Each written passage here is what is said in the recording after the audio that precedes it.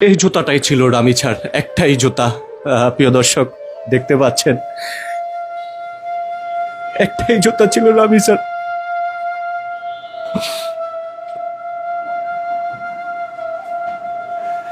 দেখেন বাবা, এই রামিছার একটা জুতা পেয়ে একদম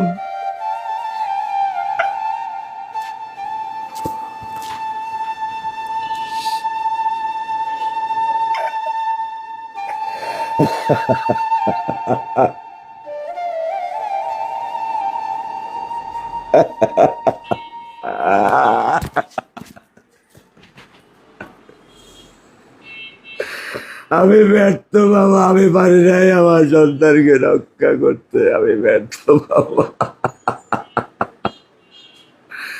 আমি একজন ব্যর্থ বাবা, আমি আমার সন্তানকে রক্ষা করতে পারি নাই।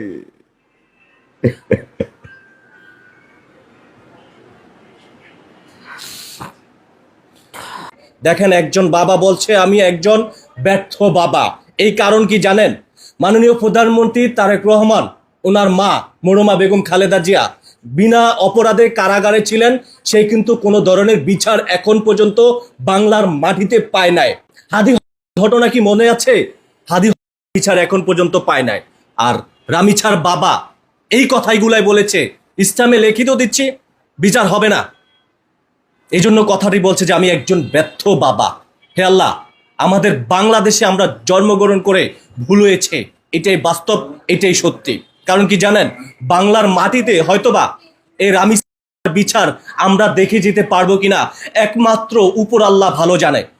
আপনারা দেখুন, এই সেই রামিছার একটি জুতো।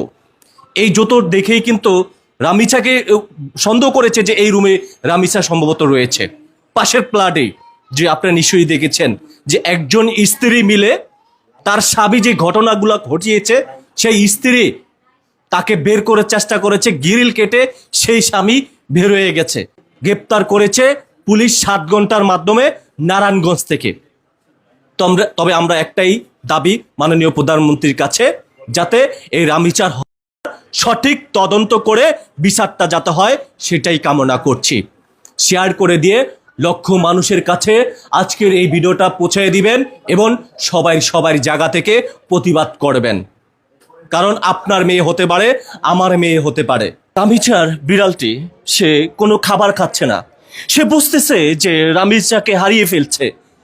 এই যে দেখতে পাচ্ছেন, আমরা অনেক ধরার চেষ্টা করছি, সে কিন্তু রাগ করে এই রান্না করে এই যে দেখতে পাচ্ছেন বসে পড়েছে। মানুষের কাছ থেকে সে কিছুটা দূরে এসে পড়ে থাকে, মানুষের কাছে এসে